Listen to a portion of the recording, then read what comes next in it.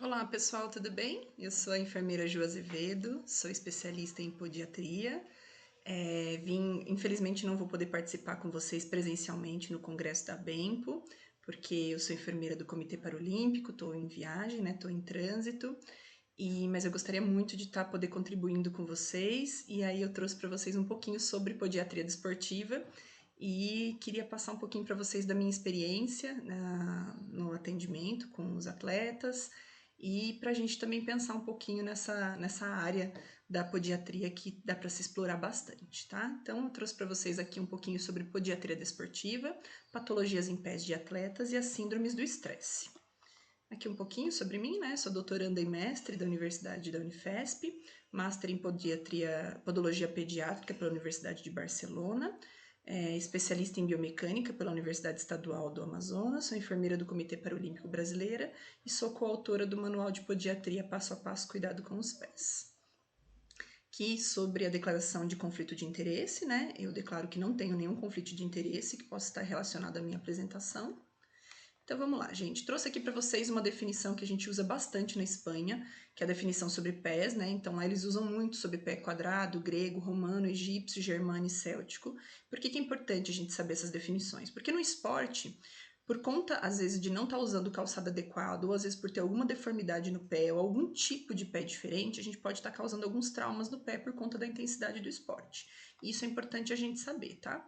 Outra coisa que é muito importante a gente saber é sobre as respectivas pisadas, né? Então, a pisada supinada, que pode estar causando um pé um pouco mais cavo, uma pisada neutra, que tem um pé normal, uma pisada pronada, que pode ter um pé plano. Ju, por que é importante isso? A biomecânica é muito importante no esporte, porque dependendo do formato de pé, da estrutura do pé da pessoa, do atleta, do esportista, isso vai influenciar muito tanto no rendimento dele, quanto no que o pé dele vai ter dependendo dessa intensidade desse esporte. Aqui eu trouxe para vocês um pouquinho sobre esportes com deficiência. Esse era um mundo muito novo para mim, eu não conhecia muito dos esportes paralímpicos, mas hoje eu estou muito mais inserida e apaixonada cada dia mais, então eu trouxe para vocês um pouquinho aqui sobre os esportes paralímpicos, tá? Hoje a gente tem o halterofilismo, esporte de inverno, natação, goalball, futebol de cegos, ciclismo, hipismo, basquete de cadeira de rodas, futebol PC, canoagem, esgrima de cadeira de rodas, atletismo, rugby de cadeira de rodas, tiro esportivo, remo, bocha, badminton, vôlei sentado, taekwondo, tênis de mesa, tênis de cadeira de roda, tiro com arco, triatlon e judô. Esses são os esportes considerados paralímpicos e é muito importante a gente saber porque às vezes quando a gente tem contato, né, por mais que não trabalhe com esporte, mas quando a gente tem contato com alguém que tem algum tipo de deficiência, e tá parado, não faz uma atividade física, a gente consegue estar indicando, mostrando que existe um outro mundo mesmo com a pessoa com deficiência. Então eu trouxe para vocês um pouquinho sobre as alterações podiátricas mais comuns no desporto e no paradesporto. Então o pé cavo, né? A gente tem bastante pé cavo. Temos o pé plano, que isso, né, tanto o pé cavo quanto o pé plano, por conta da intensidade do esporte, eu vou mostrar para vocês, né? A intensidade da atividade física e às vezes não usando um calçado respeitoso com os pés, vai causar alguns problemas, eu vou mostrar isso para vocês depois. Temos também dedos em garras, principalmente no paradesporto, dedos em malho, dedos em martelo e hallux valgo. Infelizmente, o hallux valgo está bastante relacionado a calçados não respeitosos. Tem sim uma linha de estudo que fala que pode ser relacionado a hereditariedade, família, mas também é provado que o calçado inadequado pode sim fazer essa deformação no pé. No paradesporto eu pego muitas deformidades, né? Então aqui são algumas que eu trouxe para vocês darem uma olhada, né? Então a gente tem bastante pés deformados e isso é muito complicado, por quê? Porque infelizmente ainda os tênis não estão adaptados para esse tipo de pés. E o calçado, por mais que eu mande fazer um calçado sob medida, sob molde, ele não é um calçado adequado para corrida, por exemplo, calçado adequado pro esporte em si, né? Então, ainda a gente tem um caminho pela frente para poder pensar no paradesporto em questão dos pés. Aqui algumas deformidades, eu tenho bastante pessoas, bastante atletas que tem essa diferença, tá vendo aqui, ó, essa diferença de perna, ou por conta de uma cirurgia, normalmente por conta de cirurgia, tá? Mas tem essa diferença de altura de perna. E isso, se eu não mando fazer uma palmilha e um sapato adequado para poder compensar essa diferença, toda a parte biomecânica do caminhar, da corrida dele vai ser prejudicada. Então, isso é muito importante a gente pensar que quando tem essa diferença de altura de pernas, a gente precisa mandar fazer essa correção ou em palmilha ou em calçado. Tem bastante amputações. Outro problema que a gente tem bastante, né? Isso por conta da tríade, que eu sempre falo que é uma tríade, né? O calçado inadequado, a intensidade do esporte e o tipo de pisada do pé, de biomecânica do pé, o tipo de formato desse pé, um pé cavo, um pé mais plano. Quando a gente não usa o calçado adequado, juntamente com essa intensidade do esporte, a gente causa vários problemas. E calos e calosidades são os campeões, né? Então, o que mais tenho, calo, calosidades e bolha. Isso causa bastante trauma nos pés. Aqui também outros casos de calos e calosidades. Aqui a gente também tem um pouquinho, aqui ó, dá pra ver que a gente tem verruga plantar. Por quê, gente? Porque a partir do momento que a pele do pé ela tá sendo traumatizada, ela abre uma porta de entrada tanto para fungos, quanto para vírus, quanto para bactérias, quanto para lesões. Então, quando a gente tem uma pele que não está íntegra, ela é uma porta de entrada para algum tipo de contaminação. Mais calos e calosidades, assim, é campeão, gente, eu tenho demais, e eu quero trazer depois um arsenal bem bacana de fotos lá nas Paralimpíadas, porque é onde eles estão treinando intensamente, competindo intensamente, então isso vai me mostrar bastante o que o pé vai ser prejudicado nessa intensidade de atividade. Traumas, a gente tem bastante trauma também, tá? Relacionado ao esporte. Às vezes faz uma bolha por conta do calçado, por conta de estar raspando. Aqui são aquelas unhas em gel, então essa atleta específica é uma atleta de lançamento, e aí quando ela pega a bola de ferro, né, para poder lançar, o disco para lançar, bateu na ponta da unha de gel e formou uma paroníquea, então isso é muito comum. Mais traumas. Esse tipo de trauma também é muito comum por conta da biomecânica da corrida, né? O hálux ele acaba elevando e aí a sapatilha de corrida desse atleta era uma sapatilha muito dura e aí ficava batendo, né, essa unha, a ponta do hálux, né, ficava batendo no teto do sapato, no teto da sapatilha e tava dando esse hematoma subunguial, esse sangramento por debaixo da unha. Nesse caso, como ele não tinha dor intensa, era mais estética, a gente não fez a retirada da unha, a gente foi desbastando e cortando e aos poucos, mas aí precisamos mudar a sapatilha dele e foi tiro e queda, assim, mudou a sapatilha e resolveu o problema. Esse daqui é um atleta de tênis de mesa. Por que ele tem tanta lesão na lateral do pé? Ele usa um quichute, né, que é aquele tênis de society para futebol de quadra, e ele é um tênis de couro, né, bem duro, e como ele desliza muito para as laterais para fazer a batida do tênis de mesa, o pé dele ia traumatizando nas laterais. Traumatizou também em cima, na unha, o pé dele é muito traumatizado por conta do movimento da atividade física dele. Esse daqui é um atleta que tem uma deformidade, se vocês conseguirem verificar aqui, ó, o hálux dele é muito menor do que o segundo e o terceiro dedo, e aí ele usou um sapato que não era respeitoso com a deformidade dele e foi jogar tênis de quadra, e aí bateu essa unha na ponta do sapato e essa unha enfincou para dentro e transformou numa paroníquea, e eu precisei fazer a retirada da unha dele.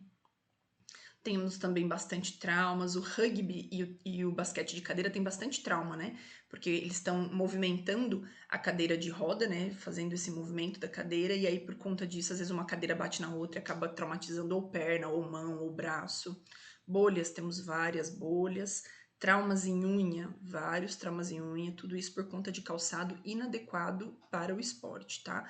Então precisa ser um calçado, isso eu vou falar para vocês no final, mas o calçado ele tem que ser respeitoso ao pé, ele tem que ser um calçado maleável, ele tem que ser um calçado que se adapte à intensidade daquele esporte. Uma outra coisa que acontece bastante nos atletas é a síndrome do estresse tibial medial, que é chamado de canelite. Por quê, gente? Por conta dessa sobrecarga mecânica de repetição, por conta dessa... Isso acontece bastante também, gente, com atletas iniciantes, com atletas amadores, tá? Porque não tem uma musculatura muito trabalhada, ela não tá com aquela musculatura enrijecida, trabalhada, com o músculo direitinho, então isso acaba acontecendo a canelite, tá? Então, essa síndrome decorrente das lesões que ocorrem no osso da tíbia, na canela, por isso que ela é chamada de canelite, trata-se de uma das lesões mais comuns em atletas que praticam corrida, tá? Então, pode acometer cerca de 13 a 20% dos corredores, e ela está relacionada à sobrecarga mecânica de repetição.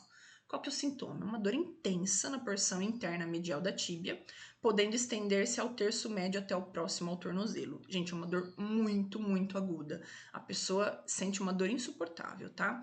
Então, as causas mais comuns, né?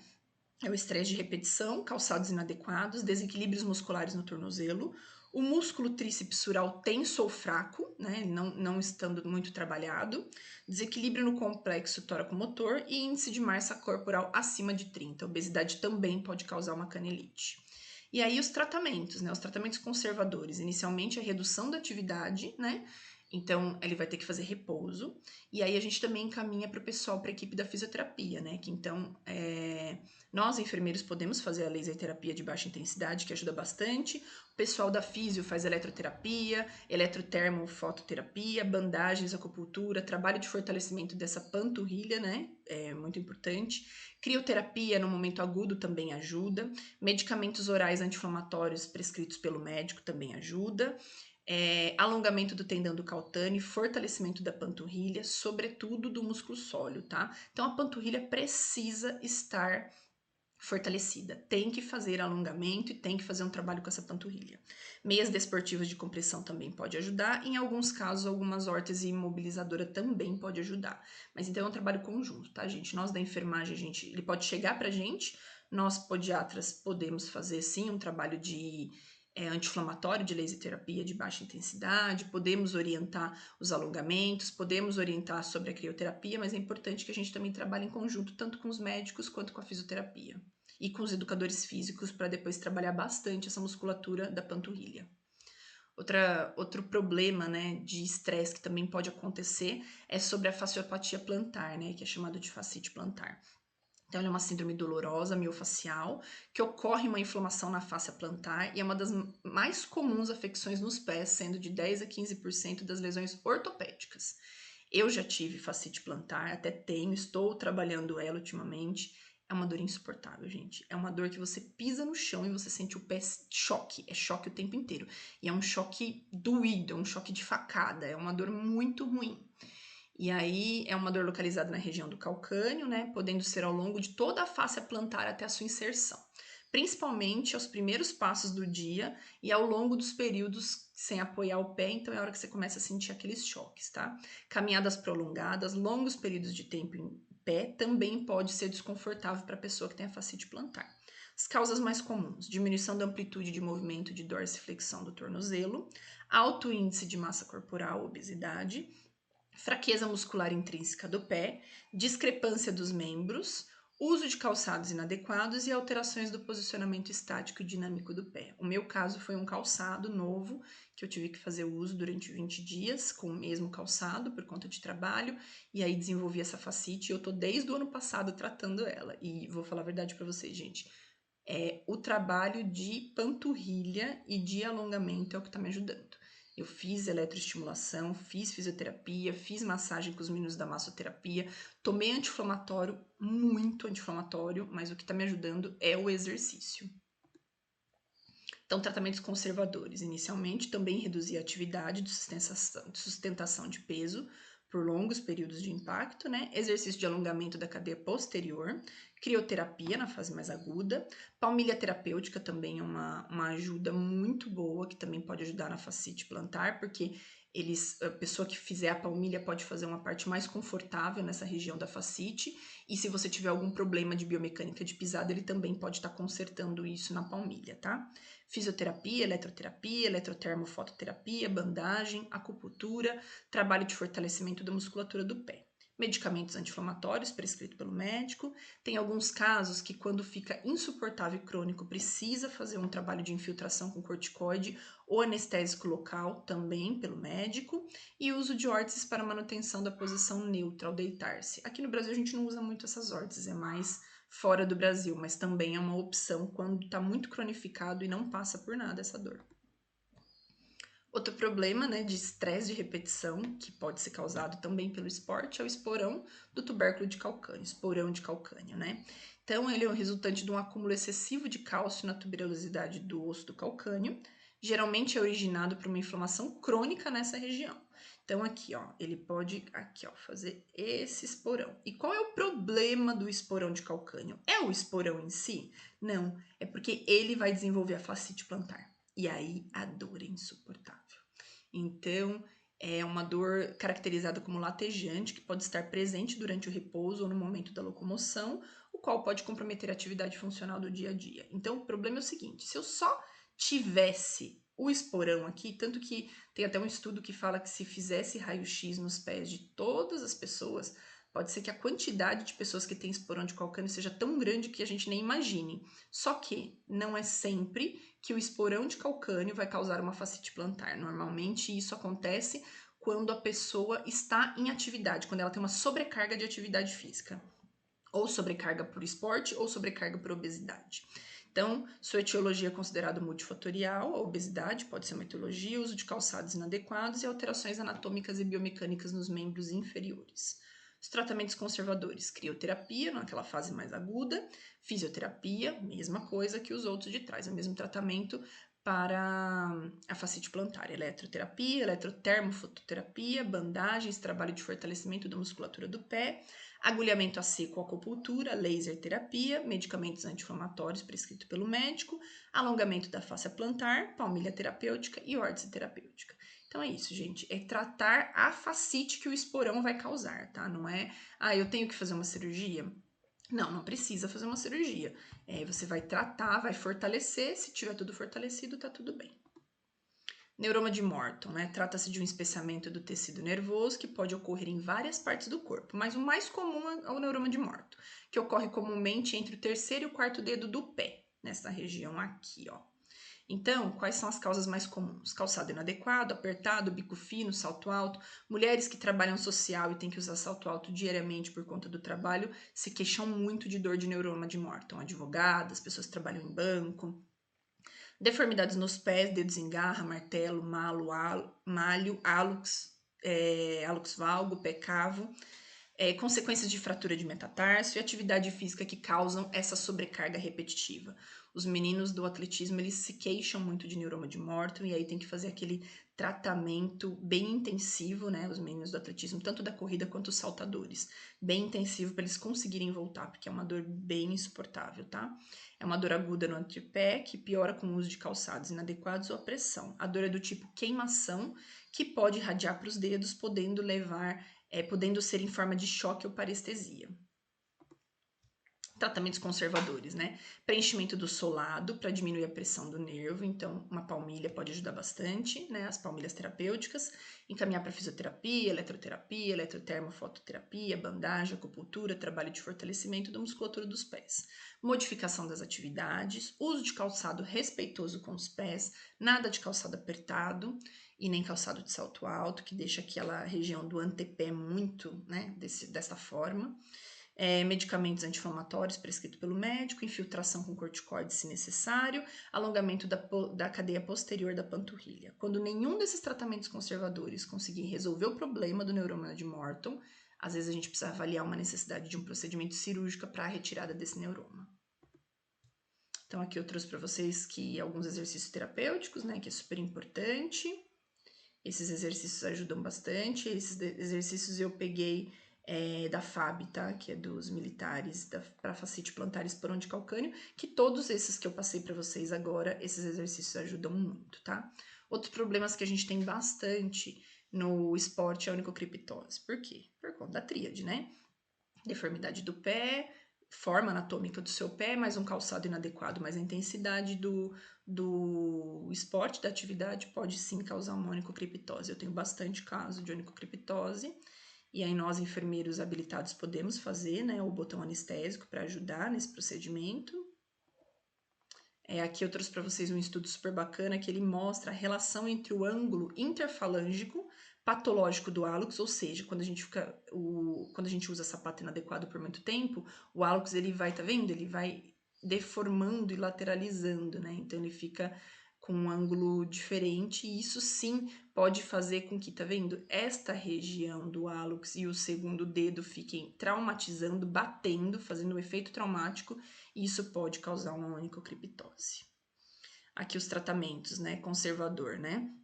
Para esse ângulo, calçado adequado e, se necessário, uma órtese, tá? Aqui eu trouxe para vocês uma órtese de segundo dedo, de ortoplastia do segundo dedo, que você consegue fazer com que esse hálux fique numa posição mais neutra. Tinea Peds, gente, campeão no esporte, né? Tanto que se chama pé de atleta. Tinea Peds o problema do fungo é que ele gosta de um ambiente quente e úmido e se o pé sua muito e o atleta, né, não tem o costume de secar direitinho o pé, fazer uso de um talco antisséptico, trocar essa meia mais de uma vez por dia, isso eu falo para todos, sempre traga uma meia reserva na sua mochila. Viu que o pé tá molhado, seca o pé com papel toalha, passa o talquinho antisséptico e troque a sua meia. Isso é muito importante, além de fazer o uso do antifúngico tópico. Então, muita tinea Peds, muita onicomicose. Onicomicose, gente, é puramente causado pelo trauma, tá? Por quê? Uma unha íntegra não entra fungo. Agora, uma unha traumatizada, o fungo consegue adentrar para dentro dela. E isso é muito importante, por quê? Porque se não muda também o calçado, essa onicomicose não vai melhorar nunca, porque a gente pode fazer o tratamento, você pode fazer essa unha ficar mais saudável, mas vai voltar a traumatizar e o fungo vai entrar de novo. Então, precisa fazer parte do tratamento a mudança do calçado respeitoso, tá? Então, onicomicose, muitas onicomicoses, bolhas também, coisas que a gente apresenta muito no esporte, principalmente em época de competição, né? Por quê? Porque o calçado inadequado, é tudo isso que eu já venho falando o tempo todo, né? Sempre vai ser o calçado, a biomecânica e a intensidade do esporte. Verruga plantar, a gente também, lembra que eu disse? Uma pele íntegra não entra fungos, não entra vírus. Uma pele traumatizada entra vírus. Então, também temos verruga plantar. E aí eu faço todo aquele trabalho de desbaste e o trabalho com laser terapia, o trabalho com crioterapia, mas é um tratamento chato, é um tratamento demorado a verruga plantar, infelizmente. E se também não mudar o calçado, não parar de traumatizar a pele, vai voltar tudo de novo. Mais verruga plantar. Rachaduras, né? Tenho rachaduras, mas não tenho tanto, tá, gente? Mas dependendo da biomecânica desse atleta, né? Se ele fizer uma força, uma pressão muito grande no calcânio, ele pode sim ter rachaduras, né? Então, eu sempre oriento eles a tá fazendo a hidratação com um creme que ele tiver em casa e acrescentar o óleo de coco. Eu gosto muito do óleo de coco por ser natural, ele absorve muito melhor na pele. Então, eu peço para eles estarem passando diariamente antes de dormir no pé, se puder colocar uma meinha e aí, no dia seguinte, fazer isso diariamente, esse costume. Nunca passar entre os dedos por conta de fungos, tá? Bromidose, chulé, né? Isso também tem bastante. E aí, eu sempre oriento para eles sobre alimentação. Ajuda bastante, né? Evitar alho, evitar alguns tipos de alimentação que podem aumentar. Fazer o uso do lisoforme no calçado diariamente, sempre estar trocando essa meia, manter esse pé o mais seco possível, às vezes até usar um sabonete de enxofre também ajuda, tá, gente? Lá na Espanha eles usam muito sabonete de enxofre no caso de chulé. E aqui eu trouxe para vocês um pouquinho sobre calçados respeitosos com os pés. Gente, se não mudar o calçado, se a gente não parar... O problema dos pés hoje, no século XXI, é o calçado. O mal dos nossos pés é o calçado. Então, se a gente não passar a usar um calçado mais adequado, um calçado que venha fazer o formato do pé, não tem como, né? Eu vejo jogadores de futebol, né? Claro que o antepé é muito mais largo do que o retropé, do que o calcânio. A gente vê aquelas chuteiras fininha, então é claro que eles vão ter diversos problemas nos pés, isso é óbvio. Então, pensando nisso, infelizmente não é uma realidade brasileira, é uma realidade muito no Canadá, na Austrália e em alguns lugares da Europa, tá? Eles estão começando a fazer chuteiras respeitosas, chuteiras mais largas na frente. Isso é muito legal. Eles fazem, alguns modelos eles fazem até com 3D, tá? É muito legal mesmo com impressora 3D. Então eu trouxe aqui para vocês, não é uma realidade aqui, mas é importante a gente estar pensando nisso, porque não adianta nada eu cuidar desse pé, tratar esse pé e ele continuar usando aquele calçado. Esse daqui ó, é um modelo novo da ASICS que eles estão fazendo recentemente. Estão até fazendo como um protótipo agora para Paralimpíadas, tá vendo? É bem molinho, esse material é muito mole. Depois que aquele meu atleta que estava tendo sangramento na unha passou a usar essa sapatilha para corrida, parou de sangrar a unha dele. Então isso é muito importante. Esse daqui é um calçado de corrida, é do Canadá. É muito bacana também, feio de ver, né? Porque é muito largo e tal, mas é porque a gente não tá acostumado com isso. Mas olha o quanto que ele respeita o formato do pé. Isso é muito importante, tá vendo? Olha que legal. Ele respeita bastante o formato do pé. E isso eu estudei muito na Espanha quando a gente foi ver calçados para as crianças.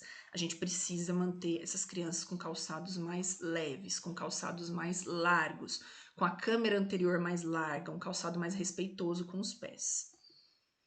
E eu acho que é isso que eu trouxe para vocês, gente. Trouxe um pouquinho para vocês sobre a minha experiência. Tem muito para aprender ainda e eu espero que na próxima, ano que vem, eu traga para vocês mais coisas. Mas o que eu quero que vocês saibam é que a podiatria no desporto e no paradesporto ela é muito bem-vinda. E vai ser assim que a gente começa, né? A gente abre a porta e a gente vai começar a se inserir cada vez mais. Nós, enfermeiros, a gente tem um olhar muito amplo, a gente tem um olhar muito além do que só o pé, do que só cuidar da unha, só cuidar da micose. A gente cuida de ferida, a gente cuida de lesão, a gente cuida do corpo como um todo. A gente faz um processo de enfermagem completa, uma consulta de enfermagem completa. Então eu tô aqui para mostrar para vocês que sim, tem espaço no esporte para os podiatras, basta a gente entrar, estudar bastante biomecânica, porque a gente vai precisar bastante disso. Mas é isso, tá bom? Muito obrigada. Eu espero que todos vocês curtam muito o congresso. Parabéns a todos os organizadores. E o que vocês precisarem de mim, eu estou disponível. Estou no meu Instagram, que é o @enf.juazevedo. E é isso. Acompanhem os nossos atletas na Paralimpíadas, porque vai ser um arraso. Fiquem com Deus.